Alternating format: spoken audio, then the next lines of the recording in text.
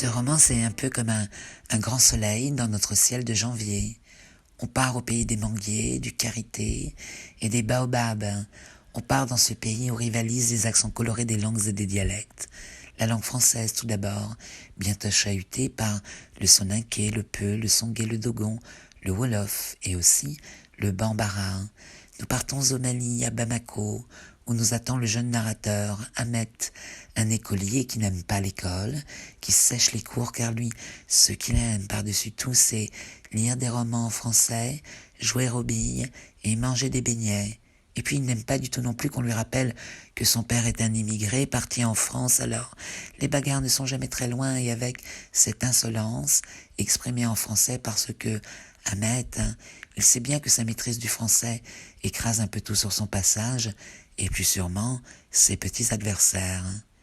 Pour le remettre dans le droit chemin, sa mère l'envoie dans le village familial, vivre avec sa grand-mère pour découvrir la culture des champs, l'eau salée des puits et rencontrer un autre jeune garçon, Sédou, nouveau camarade, pour de nouvelles bêtises. Et aussi pour révéler un secret de famille, jalousement gardé par les deux grands-mères. Ça, c'est pour le pitch, parce que ce qui l'emporte et ce qui importe dans ce roman, c'est la joyeuse fulgurance du style et de la langue qui d'emblée inscrit ce roman dans la grande tradition de la littérature orale africaine. Entre folklore moderne et poésie populaire, le romancier Diadé Dembélé invente une langue nomade, puissante, truculente, qui bannit l'amorosité et nous enchante.